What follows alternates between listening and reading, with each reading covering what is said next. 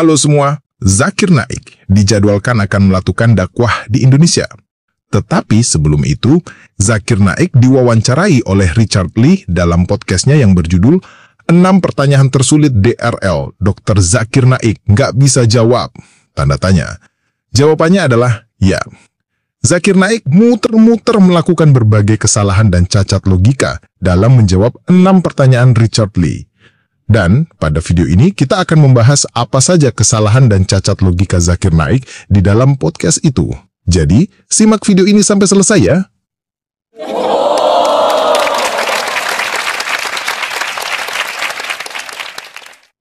Pertanyaan pertama Richard Lee. Jika Islam adalah agama yang benar, jika Islam adalah agama terbaik di dunia ini, maka kenapa masih ada banyak agama lain di dunia ini? Dan kadang-kadang orang non-muslim justru bertingkah lebih baik daripada muslim. Jawaban utama Zakir Naik adalah jangan lihat agama dari pengikutnya, lihat dari kitab sucinya.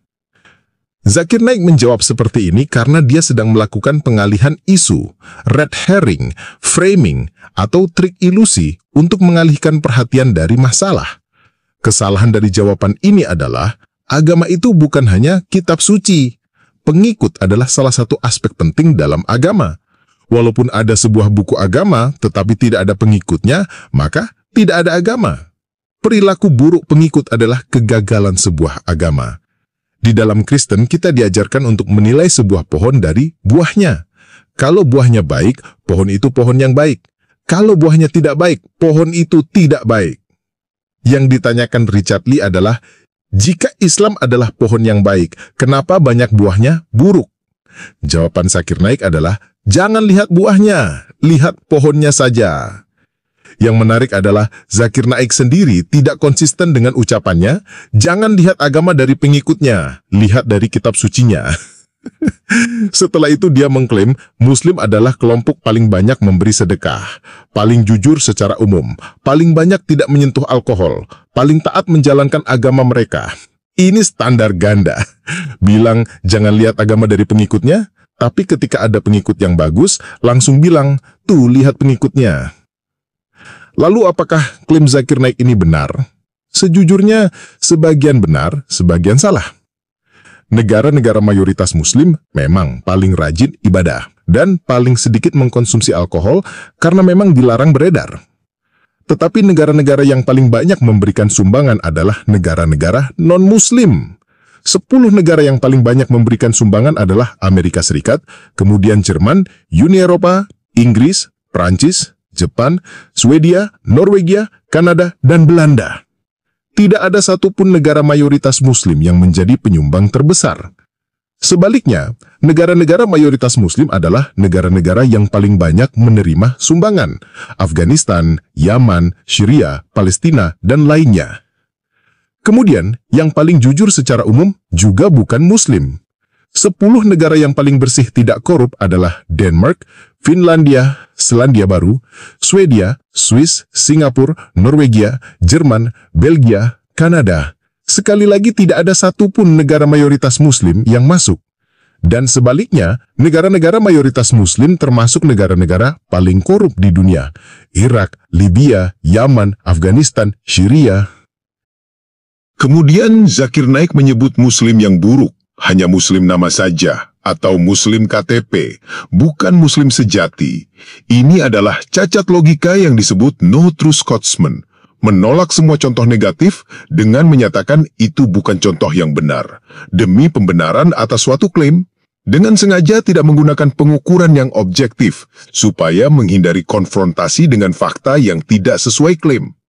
Maksudnya begini, apa sih definisi seorang muslim? Secara objektif, seseorang disebut muslim jika mengucapkan 2 kalimat syahadat dan melakukan rukun Islam kan?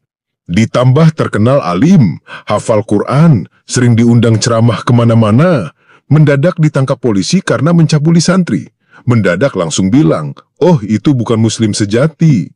Jadi supaya kamu melihat semua muslim itu orang yang baik, tinggal bilang, muslim yang tidak baik bukan muslim sejati. Inilah cacat logika yang disebut no true Scotsman. Kemudian Zakir Naik berkata, Muslim terbaik yang paling benar, paling taat adalah Nabi Muhammad. Zakir Naik bahkan bertanya, bisakah kamu tunjukkan manusia yang lebih baik dari Muhammad? Sayangnya Richard Lee tidak langsung konfrontasi dengan sebuah pertanyaan yang sangat sederhana. Oke, katanya Muhammad adalah Muslim yang paling taat ajaran Islam. Kenapa yang paling taat aja melanggar ajaran Islam? Muslim tidak boleh punya istri lebih dari 4, tetapi Muhammad punya istri lebih dari 4. Itukah Muslim yang paling taat ajaran Islam? Mau tahu jawabannya? Jawabannya adalah karena Allah seperti Zakir Naik. Setelah Muhammad ketahuan melanggar hukum Islam, mendadak turun ayat gedebuk dari langit kepada Muhammad. Mendadak dari mulut Muhammad keluar suara, "Wahai Muhammad, itu pengecualian untuk Nabi." Enak tuh jadi Nabi, kayak anak bawang. Orang lain gak boleh melanggar, dia boleh melanggar. Dan itulah Muslim terbaik yang paling taat. Kalau yang katanya paling taat aja begitu, wajar dong, Muslim-Muslim lain juga tidak taat ajaran Islam. Makanya Khalifah Umar bin Khattab juga ikutan melanggar. Istrinya Umar juga lebih dari 4. Mau bilang Khalifah Umar bin Khattab bukan Muslim sejati? Atau mau bilang dia dapat pengecualian juga seperti Nabi? Lalu kenapa Muslim-Muslim berkelakuan buruk lainnya disebut bukan Muslim sejati? Kan mereka melanggar itu juga mengikuti teladan Nabi dan keempat Khalifah sahabat Nabi. Kemudian Zakir Naik mengklaim Muhammad adalah manusia terbaik karena buku Michael Hart tentang 100 orang paling berpengaruh di dunia. Ini jelas sebuah kesalahan, cacat logika yang disebut appeal to authority atau appeal to popularity. Michael Hart bukan menyusun 100 orang paling baik di dunia. Dia menyusun 100 orang paling berpengaruh di dunia. Berpengaruh itu tidak harus baik. Contohnya, tidak ada orang yang berkata Adolf Hitler dan Joseph Stalin adalah orang yang baik. Tetapi mereka juga masuk di dalam daftar 100 orang paling berpengaruh di dunia, karangan Michael Hart. Lagi pula, buku lain, Who's Bigger? Where Historical Figures Really Rank, karya Stephen Scienna dan Charles Ward, tidak menaruh Muhammad nomor 1. Apakah dengan adanya buku ini, sudah cukup membuktikan bahwa Muhammad bukan manusia terbaik? Kalau dengan adanya buku ini tidak membuktikan Muhammad bukan manusia terbaik, kenapa ambil buku Michael Hart, dan itu pun keluar dari konteks, untuk berkata Muhammad manusia terbaik? Iya kan? Kemudian Zakir Naik berkata, tidak ada hubungan antara apa yang kita lakukan dengan apa yang kita percayai dalam agama. Orang yang benar-benar percaya pada Al-Quran tidak akan melakukan kejahatan. Jadi kalau kamu ingin membandingkan, bandingkan Muslim yang baik dengan non-Muslim yang baik. Itu baru adil. Jangan bandingkan non-Muslim baik dengan Muslim yang menyimpang. Ini benar-benar menggelikan. Bagaimana mungkin apa yang kita lakukan tidak berhubungan dengan apa yang kita percayai dalam agama? Apakah Muslim tidak makan babi tidak berhubungan dengan apa yang dipercayai dalam agama? Apa yang kita lakukan jelas berhubungan dengan apa yang kita percayai dalam agama. Jika tidak, itu artinya agama tidak ada gunanya. Lagi pula, Al-Quran Surah Al-Mu'minun ayat 5-6 berkata, dan orang-orang yang menjaga kemaluannya, kecuali terhadap istri-istri mereka atau hamba sahaya yang mereka miliki. Sesungguhnya mereka tidak tercela karena menggaulinya. Jadi orang-orang Islam yang melakukan hubungan seks di luar nikah dengan hamba sahaya tidak menyimpang dari kitab suci Islam. Tapi sekarang ini, Muslim yang melakukan hubungan seks di luar nikah dengan hamba sahaya dianggap melakukan kejahatan dan ditangkap polisi. Artinya, Muslim yang melaksanakan Al-Mu'minun ayat 5-6 tidak lebih baik daripada non-Muslim yang biasa-biasa saja. Kita bahkan orang biasa yang tidak kawinin bekas istri anak angkat sendiri lebih bermoral daripada orang yang kawinin bekas istri anak angkat sendiri. Kalau kita jujur berkata Nabi Muhammad tidak bermoral, nanti kita malah dibilang menista agama kan? Jadi kita tidak membandingkan Muslim yang tidak taat dengan non-Muslim yang baik. Kita membandingkan Muslim yang paling taat kepada Al-Quran dengan non-Muslim yang biasa saja. Dan hasilnya, non-Muslim yang biasa saja lebih bermoral daripada Muslim yang taat. Kemudian Richard Lee mengajukan pertanyaan kedua. Kalau Islam adalah agama perdamaian, mengapa ada orang-orang yang melakukan kekerasan atas nama Allah, atas nama Islam? Zakir Naik berkata dia cukup menjawab itu dengan satu ayat Al-Quran. Surah Al-Maidah ayat 32. Barang siapa membunuh satu jiwa yang tidak bersalah, baik itu Muslim atau non-Muslim, bukan karena pembunuhan atau membuat kerusakan di bumi, maka seolah-olah ia telah membunuh seluruh umat manusia. Barang siapa memelihara kehidupan seorang manusia, dia seakan-akan telah memelihara kehidupan semua manusia. Menurut Zakir Naik, itu berarti teroris bukan Muslim sejati. Mereka bukan Muslim yang menjalankan ajaran Islam. Ini sangat menggelikan. Mari kita baca bersama keseluruhan surah Al-Maidah ayat 32 yang dikutip Zakir Naik. Oleh karena itu, kami menetapkan suatu hukum bagi Bani Israel. Sekali lagi, bagi Bani Israel. Bahwa siapa yang membunuh seseorang, bukan karena orang yang dibunuh itu telah membunuh orang lain, maupun karena telah berbuat kerusakan di bumi, maka seakan-akan dia telah membunuh semua manusia. Sebaliknya, siapa yang memelihara kehidupan seorang manusia, dia seakan-akan telah memelihara kehidupan semua manusia. Sungguh, rasul-rasul kami benar-benar telah datang kepada mereka dengan membawa keterangan-keterangan yang jelas. Kemudian, sesungguhnya banyak di antara mereka setelah itu melampaui batas di bumi. Perkataan itu bukan untuk Muslim, tetapi bagi Bani Israel. Mereka yang melakukannya bukan Muslim sejati, tetapi Israel sejati. Jadi Zakir Naik melakukan penipuan dengan membegal ayat itu dari Israel seenak jidat dan menempelkannya pada Muslim. Lalu Zakir Naik bertingkah seolah-olah Al-Quran surah At-Taubah ayat 29 tidak ada. Perangilah orang-orang yang tidak beriman kepada Allah dan hari akhir, tidak mengharamkan apa yang telah diharamkan oleh Allah dan Rasul-Nya, dan tidak mengikuti agama yang hak, Islam, yaitu orang-orang yang telah diberikan kitab, Yahudi dan Nasrani, hingga mereka membayar jizyah dengan patuh dan mereka tunduk. Jadi Zakir Naik melakukan trik sulap, sehingga ayat untuk Bani Israel mendadak jadi untuk Muslim, dan ayat yang sebenarnya untuk Muslim menjadi bukan untuk Muslim. Kemudian Zakir Naik menuduh ISIS dan kelompok teroris lain dibiayai oleh Barat. Dia berkata orang-orang Barat memberi mereka uang, memberi mereka senjata, dan memberi mereka ayat-ayat Al-Quran secara keliru, sehingga orang-orang lugu itu tertipu dan membunuh orang tak berdosa. Dan media Barat menyorot itu dan berkata, lihat, Muslim itu teroris. Kenyataannya bagaimana? Kenyataannya tidak ada bukti kuat bahwa ISIS dikendalikan oleh Barat. Dan kenyataannya, ISIS menyerang negara-negara Barat. Sebagian besar pembiayaan ISIS berasal dari sumber internal Muslim sendiri, dari donasi negara Teluk, perampokan, dan perdagangan minyak ilegal. Ideologi ISIS bersumber langsung dari tafsir Salafi dan teks-teks Islam klasik yang berasal dari Al-Quran langsung, bukan ideologi yang dibuat oleh negara-negara Barat. Menyalahkan Barat adalah strategi retoris untuk menolak introspeksi terhadap kekerasan internal Islam. Ditambah, Zakir Naik gak sadar dia mengakui bahwa Muslim tidak punya kontrol atas hidupnya sendiri. Hidup Muslim dikontrol oleh faktor luar. Kasihan sekali, bukan? Selalu merasa sebagai korban. Ini disebut externalization of blame, eksternalisasi penyalahan. Selalu menyalahkan pihak luar atas segala kesalahan atau kegagalannya, sambil mengabaikan atau menyangkal peran dirinya sendiri dalam situasi tersebut. Seperti orang yang tersandung batu, lalu menyalahkan batunya, diri sendiri tidak pernah salah. Mekanisme pertahanan diri untuk melindungi ego. Dalam tahap tertentu, ini bisa disebut gangguan jiwa, narcissistic personality disorder, sulit menerima kritik dan selalu menyalahkan orang lain. Antisocial personality disorder, tidak punya rasa bersalah dan mudah menyalahkan orang lain. Kemudian Zakir Naik bermain korban, seolah-olah media hanya menyorot Muslim. Seolah-olah media tidak menyorot Israel, LTTE, FARC, dan lainnya. Masalahnya bukan media hanya menyorot Muslim, tetapi masalahnya karena para teroris itu memang melakukan aksi terornya atas nama Allah dan menggunakan retorika religius. Mereka selalu berteriak Allahu Akbar sambil melakukan aksi teror. Salah mediakah mereka terekam berteriak Allahu Akbar?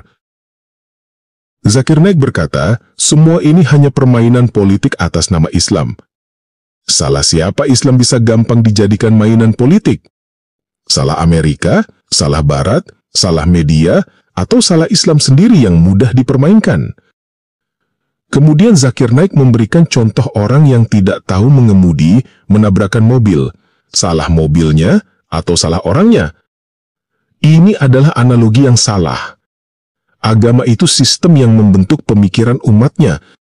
Jadi dalam analogi itu, agama itu tidak bisa disamakan dengan kendaraan, tetapi disamakan dengan sekolah menyetir. Jika ada sekolah menyetir mengajarkan orang itu mengikuti ajaran sekolah itu, lalu menabrakkan mobil karena mengikuti ajaran sekolah itu. Salah orangnya atau salah sekolahnya? Lagi pula jika suatu jenis mobil tertentu menabrak semua, bukankah berarti ada masalah pada mobilnya? Kenapa mesti selalu menyalahkan supirnya? Ini hanya cara Zakir Naik untuk menghindar dari tanggung jawab teologis. Dia mau berkata itu salah orangnya, bukan salah agamanya, tanpa mau melihat agama itu yang menyebabkan orang itu salah berperilaku. Kemudian Zakir Naik berkata lagi, jangan lihat muslim yang lain, lihat Muhammad dan keempat khalifah awal. Kata Zakir Naik, mereka adalah teladan muslim yang baik. Oke, mari kita lihat Muhammad dan keempat khalifah awal. Muhammad melakukan penyerangan, perampokan, pemerkosaan, dan pembunuhan dalam perang Tabuk, perang Khaybar, perang Mu'tah, dan perang-perang lain dengan dalih menyebarkan agama Islam. Keempat khalifah awal pun juga sama. Mereka menyerang, merampok, memerkosa, membunuh Persia, Palestina, Romawi, Irak, Mesir, dan bahkan sampai Afrika Utara dengan dalih menyebarkan agama Islam. Kalau mereka semua, termasuk Muhammad, hidup di zaman ini, mereka juga disebut teroris Islam. Kemudian Richard Lee bertanya, apakah Islam membolehkan membunuh orang demi membela agama? Zakir Naik menjawab, ya, sebagai pilihan terakhir. Dan dia memberikan contoh, seseorang masuk ke rumahmu, membawa pisau dan ingin membunuhmu. Masalahnya, contoh yang diberikan Zakir Naik sekali lagi tidak relevan. Itu adalah membela diri, bukan membela agama. Kenyataannya, umat muslim membunuh orang demi membela Islam bukan sebagai pilihan terakhir. Mereka bisa langsung tersulut emosi membunuh orang di tengah jalan tanpa pikir panjang hanya dengan meneriakan orang itu penista agama. Contohnya Ade Armando. Untung saja Ade Armando tidak mati. Lagi pula ajaran Islam yang membunuh sebagai pilihan terakhir bukan seperti itu. Dalam Islam diajarkan jika mau menyerang, tawarkan Islam dulu, jika menolak masuk Islam palak dengan jizyah, kalau tidak mau masuk Islam dan tidak mau bayar jizyah, bunuh. Dan ini bukan dalam konteks bela diri, ini konteks ekspansi, merebut tanah orang lain dan menyebarkan agama Islam. Contoh-contohnya sudah saya sebutkan tadi, yang bahkan dilakukan oleh Muhammad, Abu Bakar, Utsman, dan Ali. Ayat-ayatnya dalam Al-Quran juga banyak. Salah satu contohnya Al-Quran Surah ke-48, Al-Fat ayat 20-21, yang turun untuk perang Khaybar. Allah telah menjanjikan kepadamu rampasan perang yang banyak yang nanti dapat kamu ambil, maka dia menyegerakan harta rampasan perang ini untukmu. Dia menahan tangan, mencegah manusia dari upaya menganiayamu agar kamu mensyukurinya, agar menjadi bukti bagi orang-orang mukmin, dan agar dia menunjukkan kamu ke jalan yang lurus. Allah menjadikan pula rampasan perang lain yang kamu belum dapat menguasainya, tetapi sungguh Allah telah menguasainya. Allah Maha Kuasa atas segala sesuatu. Jelaskan, perang Khaybar adalah perompakan. Al-Quran justru bahkan menyebut orang-orang yang menolak ayat-ayat perang seperti Zakir Naik adalah orang-orang munafik. Al-Imran 167. Dan mengetahui orang-orang munafik, dikatakan kepada mereka, marilah berperang di jalan Allah atau pertahankanlah dirimu. Mereka menjawab, seandainya kami mengetahui bagaimana cara berperang, tentulah kami mengikutimu. Mereka pada hari itu lebih dekat pada kekufuran daripada keimanan. Mereka mengatakan dengan mulutnya sesuatu yang tidak ada dalam hatinya. Allah lebih mengetahui segala sesuatu yang mereka sembunyikan. Kenapa Zakir Naik tidak mengutip ayat Al-Quran yang untuk Muslim ini, malah mengutip Al-Maidah ayat 32 yang untuk Bani Israel? Apakah Zakir Naik tidak tahu? Atau dengan sengaja menyembunyikannya? Islam bukan agama damai. Islam adalah agama perang. Bukan karena perilaku Muslim zaman sekarang yang tidak sejati, menurut Zakir Naik, tetapi karena ayat-ayat Al-Quran dan perilaku Muhammad beserta para sahabatnya. Dan orang-orang seperti Zakir Naik adalah Muslim munafik berdasarkan ayat Al-Quran yang dia banggakan itu. Kemudian Richard Lee bertanya lagi tentang ayat-ayat Al-Quran yang bertentangan dengan ilmu pengetahuan. Zakir Naik menjawab, tidak ada satupun ilmu pengetahuan yang sudah mapan yang bertentangan dengan Al-Quran. Mari kita lihat beberapa ayat Al-Quran yang tidak perlu seorang profesor untuk tahu, itu bertentangan dengan ilmu pengetahuan. Yang pertama, Al-Quran Surah 18 ayat 86 berkata, matahari terbenam di dalam mata air panas lagi berlumpur hitam. Yang kedua, Al-Quran Surah 41 ayat 12 berkata, bintang-bintang berada di langit yang paling dekat. Yang ketiga, Al-Quran Surah 51 ayat 49 berkata, segala sesuatu diciptakan berpasangan. Tidak perlu seorang profesor untuk tahu, matahari tidak tenggelam di dalam mata air panas berlumpur hitam. Bintang tidak berada di langit yang paling dekat, dan tidak segala sesuatu berpasangan. Dan ini bukan teori, ini kenyataan ilmu pengetahuan. Muslim harus berpikir keras mengakal-ngakali ayat-ayat yang jelas-jelas tidak sesuai dengan ilmu pengetahuan ini. Kemudian, di pertanyaan berikutnya, Zakir Naik berkata, dia percaya semua anak agama apapun yang mati sebelum dewasa akan masuk surga. Saya tidak mempermasalahkan Zakir Naik mau percaya apapun juga, tetapi saya hanya mau memberikan informasi bahwa ini bertentangan dengan ajaran Muhammad di dalam hadis. Salah satunya, saya kutip hadis Sahih Muslim nomor 4813. Pada suatu ketika, Rasulullah SAW pernah diundang untuk melayat jenazah seorang bayi dari kaum Ansyar. Kemudian saya Aisyah berkata kepada beliau, "Ya Rasulullah, sungguh berbahagia bayi kecil ini. Ia seperti seekor burung dari sekian burung surga yang belum pernah berbuat dosa dan belum pernah ternodai oleh dosa." Mendengar pernyataan tersebut, Rasulullah SAW bersabda, "Mungkin juga tidak seperti itu, hai Aisyah. Sebenarnya Allah telah menciptakan orang-orang yang akan menjadi penghuni surga ketika mereka masih berada dalam tulang rusuk sulbi bapak-bapak mereka. Dan sebaliknya, Allah pun telah menciptakan orang-orang yang akan menjadi penghuni neraka ketika mereka masih berada dalam tulang rusuk bapak-bapak mereka." Selanjutnya, seperti biasa, Zakir Naik mengklaim Al-Quran adalah satu-satunya kitab suci yang tidak mengalami perubahan, tidak ada kesalahan, kontradiksi, atau ketidaksesuaian ilmiah. Ini adalah penipuan. Kita tidak perlu melihat sejarah yang terlalu jauh. Teman-teman, silahkan periksa sendiri. Al-Quran terakhir diperbaiki dari kesalahan pada tahun 2018. Ada 186 kesalahan kata yang diubah oleh Kementerian Agama Indonesia. Nah, sebenarnya masih ada yang lain yang bisa dibahas di dalam video Richard Lee dan Zakir Naik. Tetapi saya rasa itu tidak penting dan ini sudah cukup. Kita sudah bisa mengambil kesimpulan. Zakir Naik melakukan berbagai trik sulap untuk membela Islam. Dia berani melakukan berbagai penipuan dan cacat logika demi membuat Islam kelihatannya benar di mata korbannya. Kamu ingin melihat Islam damai? Dia comot ayat yang kelihatannya damai dan menyembunyikan ayat yang beringas. Dia bahkan tidak segan untuk membegal ayat untuk Bani Israel dan menempelkannya pada Muslim, lalu selalu menyalahkan pihak lain atas segala kesalahan yang dilakukan oleh Islam. Ini adalah jurus standar yang digunakan oleh Zakir Naik dalam menjawab semua pertanyaan.